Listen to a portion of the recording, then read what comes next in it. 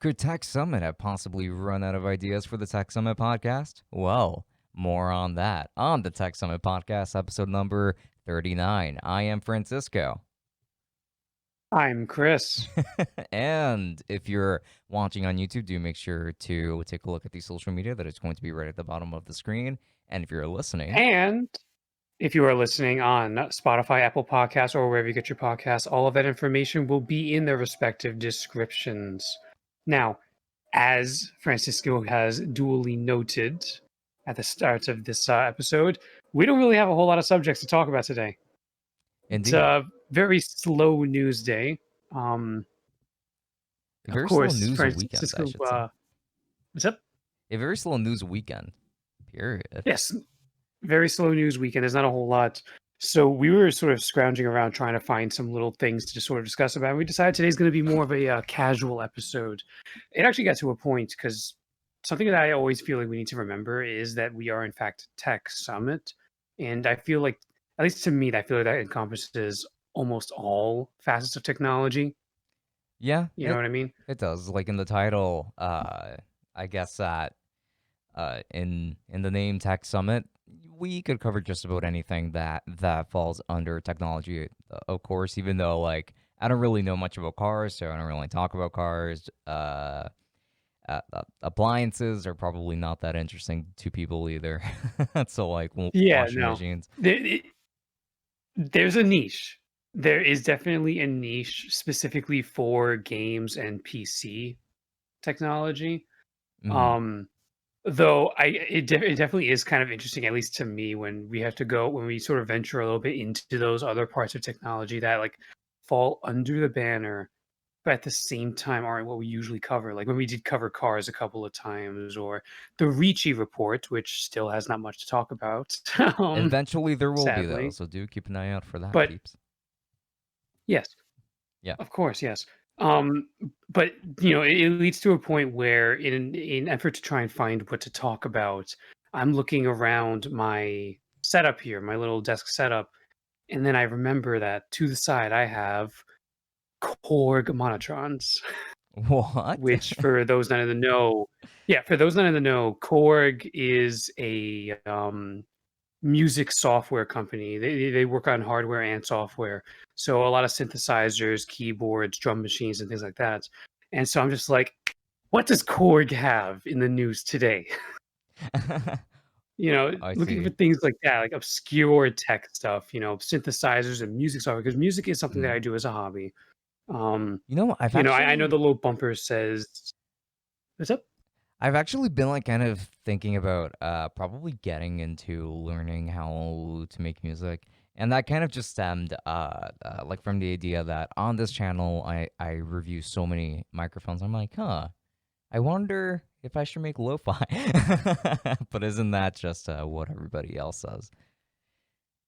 A lot of people make lo-fi, but of course, a lot of people also make trap or happy hardcore. All this, like you shouldn't feel limited because everyone does the genre. You know, Right. like you shouldn't feel too limited about that. Yeah, this is music summit now. Um, And we change this it music up summit. every now and then. I do have an electric guitar here. I never learned how to play it. That's one thing I would love to learn how to play, of course. But for something like that, I'm definitely going to need a teacher of some kind. Of course, and there's online guides for all of that stuff. Everyone's always been. You have a lot of people out there who are like sponsored by like Skillshare, Curiosity Stream, things like that. Hmm. And all of those things are going to have those like guides and tutorials and stuff like that when it comes to like learning music or certain instruments. Yeah. um I personally don't know how to play live instruments myself. I will admit that up front. All of the music that I've done is in fact digital, so technology based. It Of wasn't really course. talked about too much when it comes to building my PC, but something that was also pretty important when it came to building my PC was using digital audio workstations, DAWs. In my case, FL Studio, and DAWs can come in all kinds of shapes and sizes, but those tend to be a bit more CPU based, if anything. I guess that's why you really needed that many cores on your PC then. Why you wanted 16 cores and 32 threads to be exact. For those who might be wondering, he's currently rocking a Ryzen 9 3950X. Yes, Is it like GPU intensive at all? One more time? Is it like GPU intensive at all? No, no, I wouldn't say so at all, no. Oh, okay. At least not FL Studio. Oh, okay. Gotcha. Gotcha. Gotcha. No.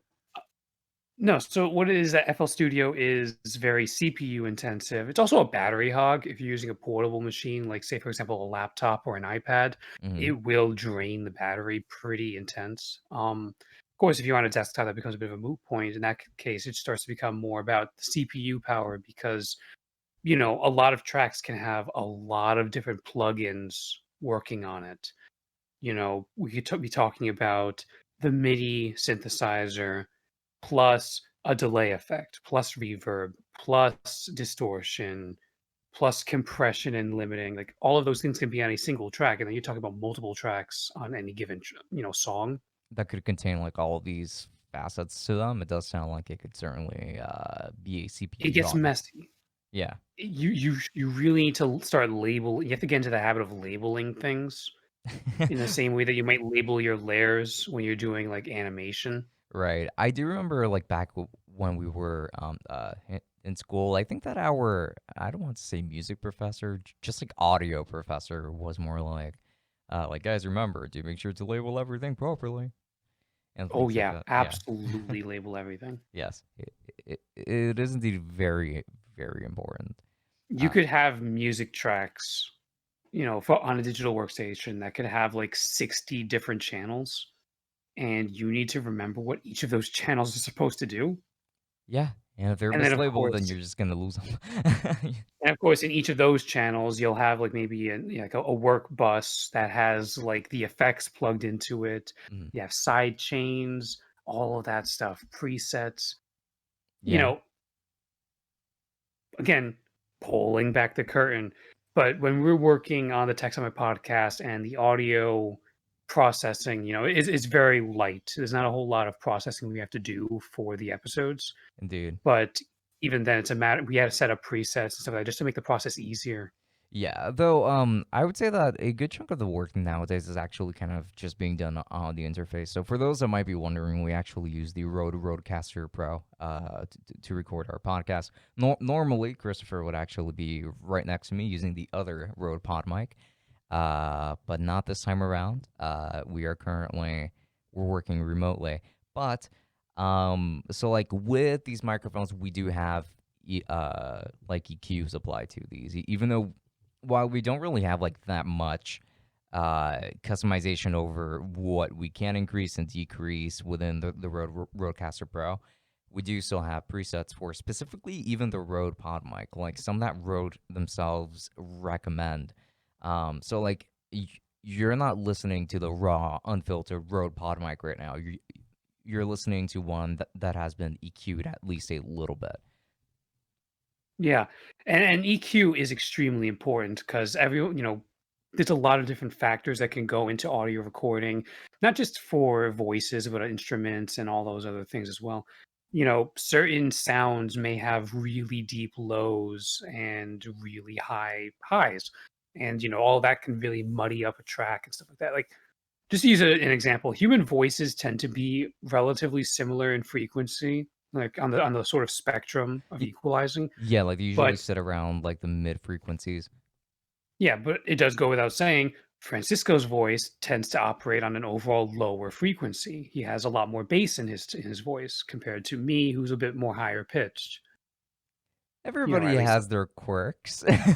exactly, exactly. And so you have to do a little bit of equalizing to sort of strike a balance between those two, Mm-hmm. or if the two audio channels were both coming from if they were split into two different channels, then you could do equalizing on both different voices. In our case, that is not really what's going on. Frankly, I don't think you need to do something like that for a podcast because it's not as intensive as, say, for example, voice acting for a show or game might be. Oh, I mean, like when it comes to voice acting, my guess is that you would probably want to aim specifically for clarity. Like you don't want anything to get in the way of your performance unless you like need some kind of EQ to actually enhance that. But usually it would be more so like on the vein of sound effects, I think. you wouldn't have both voices going into the same channel either, like we currently have it. Exactly. Actually, I will have you know that this is a multi-track recording. Uh, Whoa! yes. Ha ha ha ha ha ha ha. It's just that like usually when we put this in Audition, like we usually open up a multi-track file and then like we like click and drag them, and all that really does is that it combines everything into one track.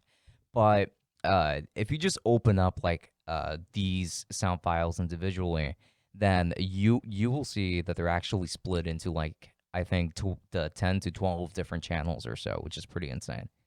Yeah, it can get really messy, and then after a while, you have to sort of labeling. You really need to do some labeling.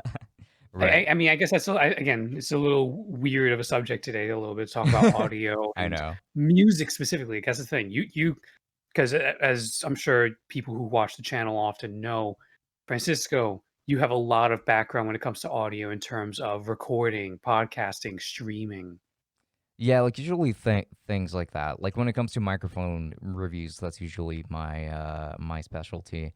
I'm not very good, however, like when it comes to I guess like talking about uh audio interfaces per se, because I've only been able to get my hands on I think maybe like 5 of them and like test that from like a myriad of different interfaces, an ocean of different interfaces, so that all have Right. like their own different kinds of preamps and things like that.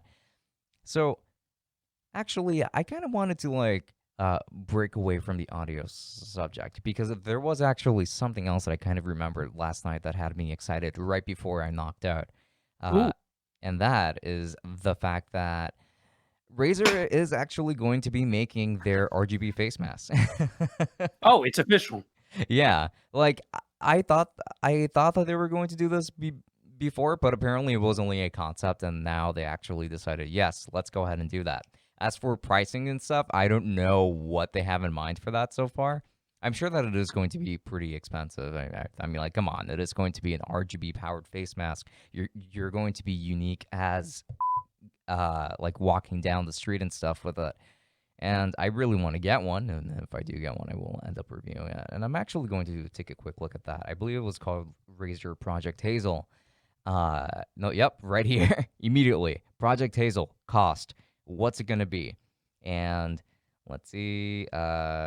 So currently, it is something that appears to be in development, and hopefully, we'll be able to see it soon. Considering that, I I think that it is mostly safe to say that by the end of this year, we may not really have much of a need for these masks anymore. Honestly, it's entirely up in the air, you know? I Mm. like, you never know what's gonna happen. Like, I thought that I was perfectly fine and out of the woods a year later after uncertain events started, and then turns out, oh, spaghetti-o. You know? Yeah, You're deep into it. I guess you can't really predict the future, but let's see. No, it's really difficult.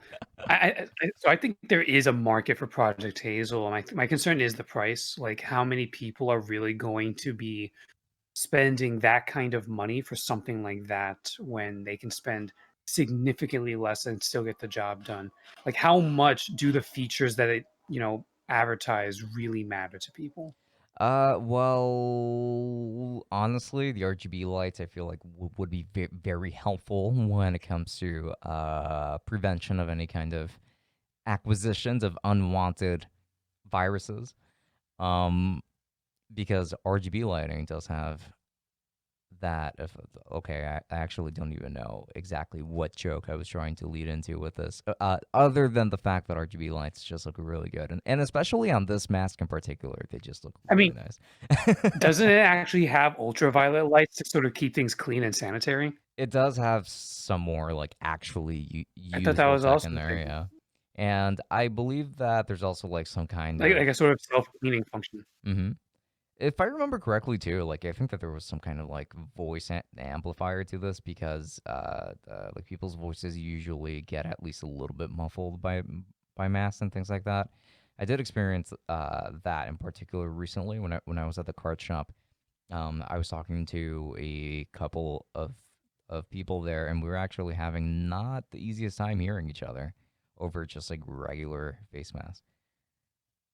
Oh, Yeah, weird.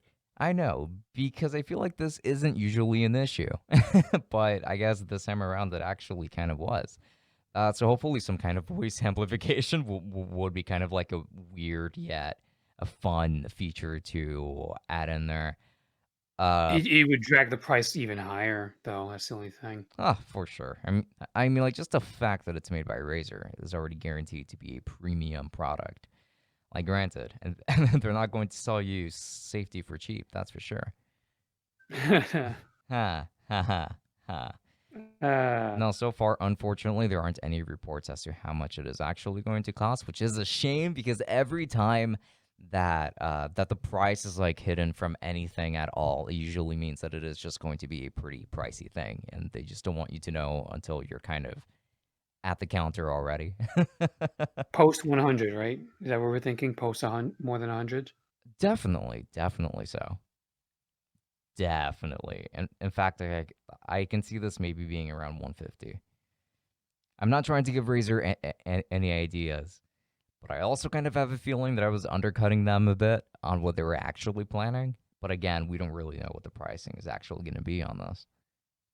I can see 150 being about as much as they're going to charge for it, and at that price range, that's a hard pass for me. Yeah, understandably so. I mean, if it's going to be basically just as efficient as as like a regular face mask, then it's like, why? You know? Now, I know you mentioned that you would want to review this thing, Yeah. but that's way off into the future. What I'm wondering is, what are you thinking about reviewing in the coming week or two? Aha. So now that you ask, it's funny too because I do actually have the list right here of stuff that of reviews that are going to be coming out very soon. Today, like as of the recording of this podcast, the review of the Electro Voice ND 46 should have already come out. But it is mostly going to be audio stuff. There's actually going to be a $300 gaming headset from Asus that I reviewed. Spoiler alert: it's not actually worth it. Uh, Oh, yeah, because okay, so like a lot of games don't really support surround sound, and for you to actually use surround sound on a headset, the game has to be able to support it. Most of the games that support some kind of surround sound effect on them only support 5.1. 7.1 is pretty rare, even though like so many headsets, even like cheaper ones, actually have it. So that's not really going to be used here, at least like for the vast majority of games. I don't have any games that actually support 7.1, so I was only able to test it with 5.1, which kind of helps me drive home that idea that you really shouldn't spend too much on like 7.1 surround sound headsets because you're really not getting the most out of it for the most part. Um, there's also a tablet, a budget tablet that was sent to me recently for review, and I'm also going to have an episode on how to start a podcast on a budget. That's already been recorded and that's already been scheduled. You should be seeing that sometime around April 9th.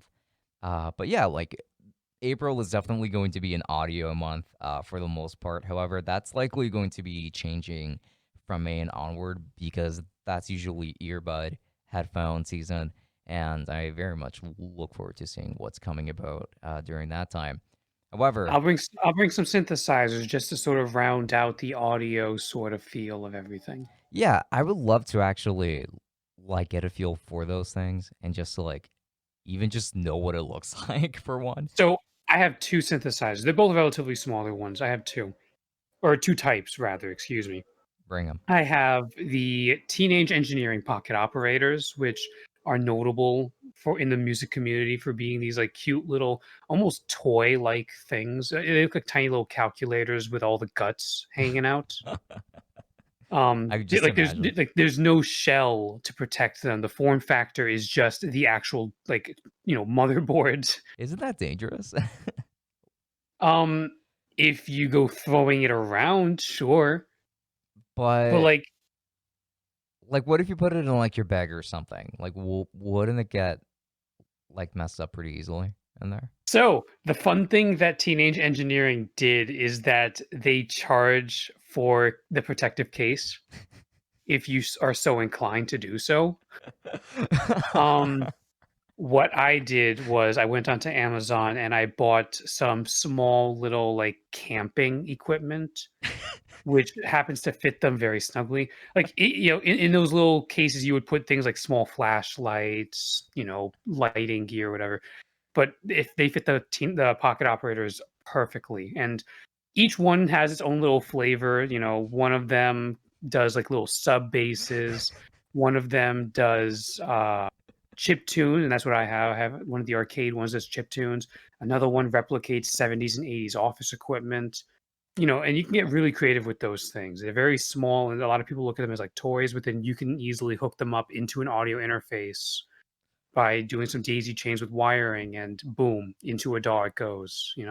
Nice, nice. Okay. But still, Uh, like the fact that it fits into camping equipment, that sounds pretty ghetto, but that's so awesome oh, it's at the same time. extremely ghetto, but you're talking, I think it was about $6 for two of those versus spending, I think, 20 or 25 a pop for the official cases. It's like it makes way more sense to do that.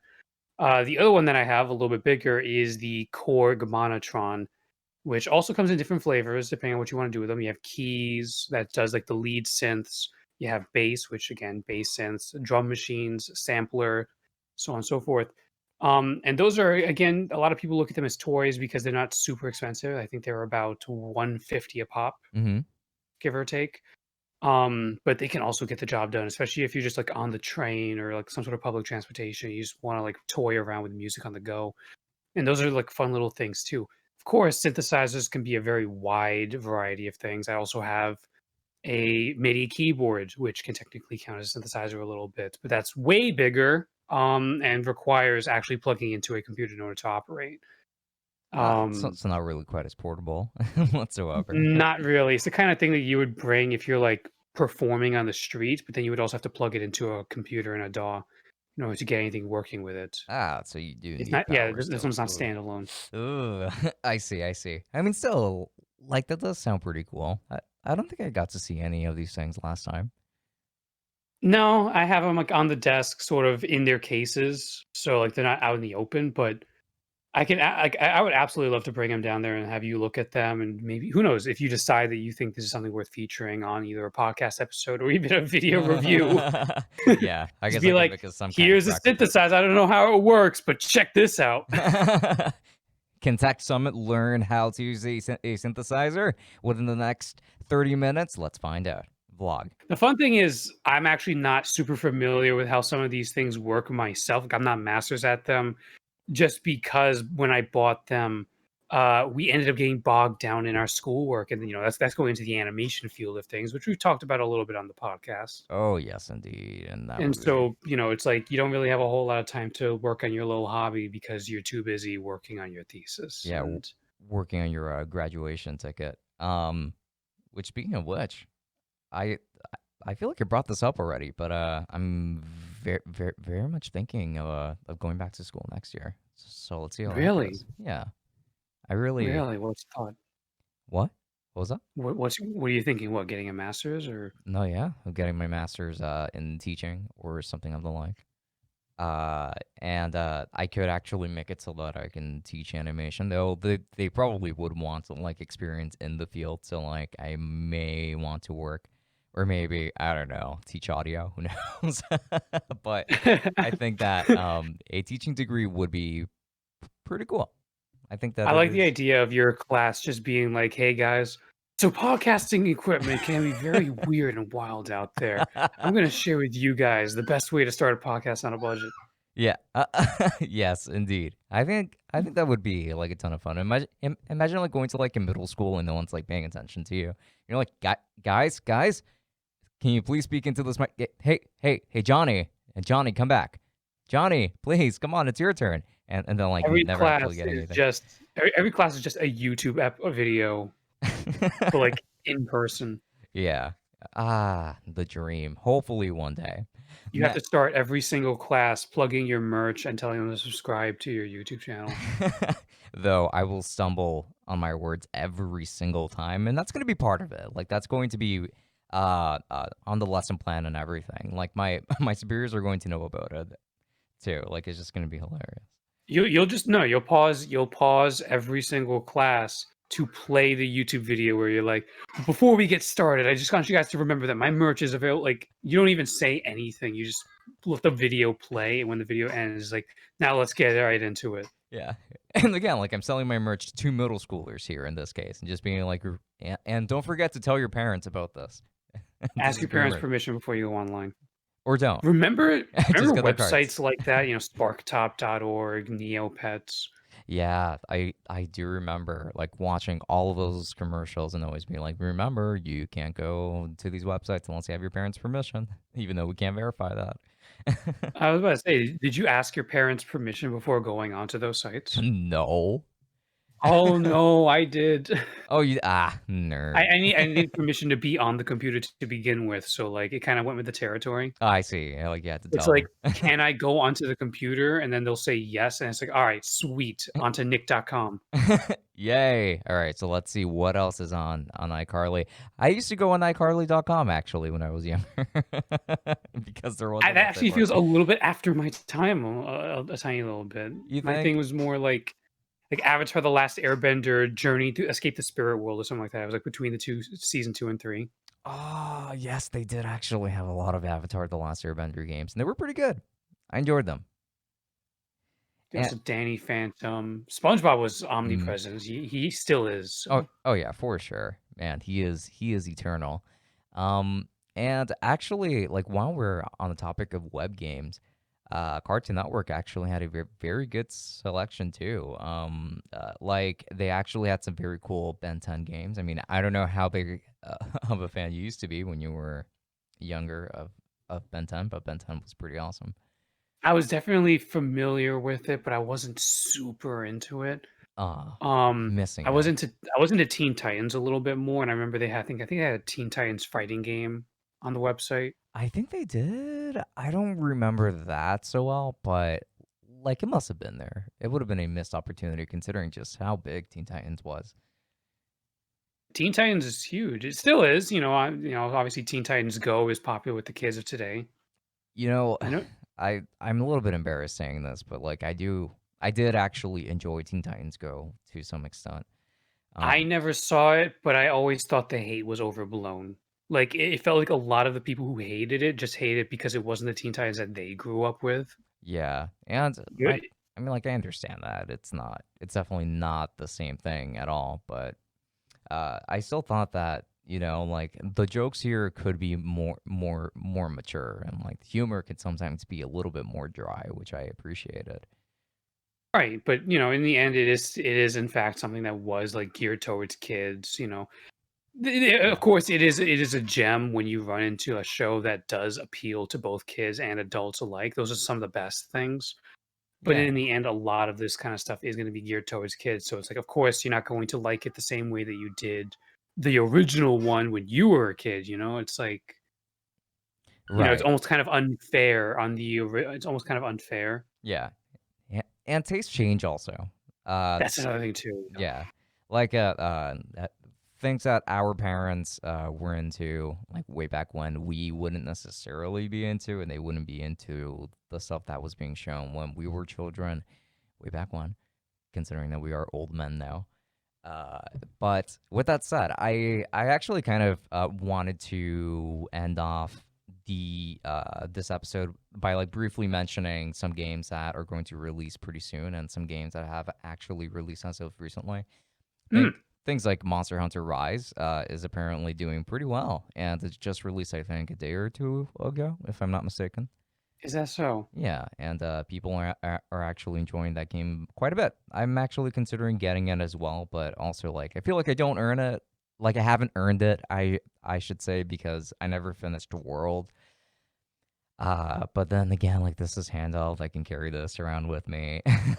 So I think that might be a purchase I might be making at some point if I run out of games to play.